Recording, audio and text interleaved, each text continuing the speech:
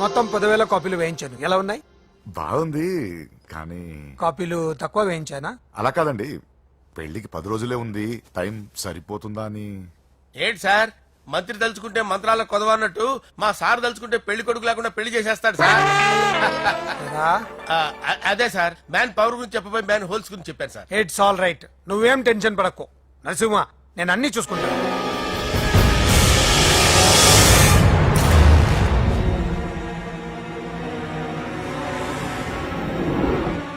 Tension తో తల పగిలిపోతుందిరా. అన్నా నువ్వే అట్టా ఉంటే మేము ధైర్యంగా ఎలా ఉంటామన్నా? చంపేస్తా. నీ వల్ల నా ధైర్యం సగం చచ్చింది ఇక్కడ. ఏం జరిగితే అదే జరుగుతుంది. వాడి ఫ్రెండ్స్, వాడి ఫ్యామిలీ, వాడికి సంబంధించిన ఎవరు దొరికితే వాడిని ఎత్తుకొచ్చేయండి.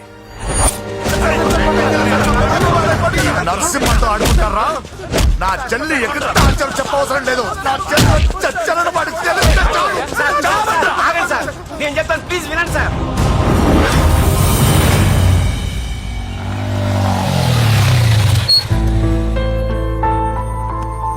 All the best. Thank you. Hall ticket. Oh, thank you. Exam అయిన తర్వాత నీకు విషయం చెప్పాలి. వెయిట్ చేస్తుంటా.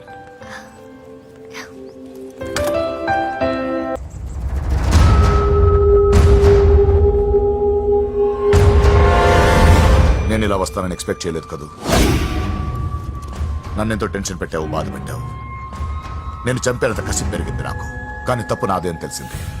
మీ ఇద్దరి మధ్య ఏ సంబంధం లేకపోయినా నేనే ఏదో ఊహించుకుని నిన్ను అనుమానించాను బాబు. అనవసరంగా అపార్థం చేసుకుని నిన్ను, నీ వాళ్ళని చాలా ఇబ్బంది పెట్టాను. నన్ను క్షమించు బాబు. I'm sorry. సార్, తప్పంతా పరిస్థితులే గాని ఇందులో ఎవరి పొరపాటు లేదు నరసింహం గారు. పెళ్లిగా చెల్లెలు ఇంకోరితో తిరుగుతుందని తెలిస్తే ఏ అన్నయ్య అయినా మీరు చేసిన పనే చేస్తాడు. అవునరా, ఆయనే వచ్చి క్షమించమని అడిగాడు. నీ చెల్లెలు పెళ్లి సమస్య కూడా ఆయన సెటిల్ చేశాడ్రా. ఇకనైనా ఆయన చెల్లెలు ఆయనతో పంపించారా? సారీరా, మమ్మల్ని ఏం చేసినా పర్లేదు, కానీ మీ ఫ్యామిలీని ఏం చేస్తారని భయపడి నిజం చెప్పాల్సి వచ్చిందిరా.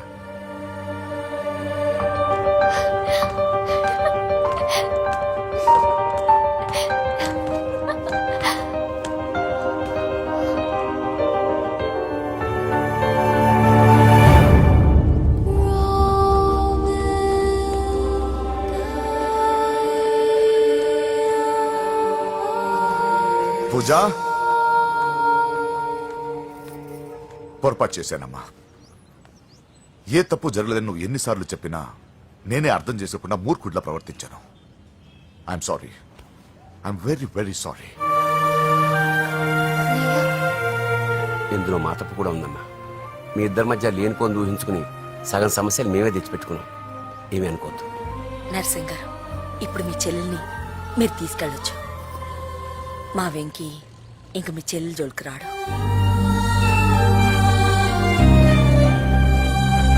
పద.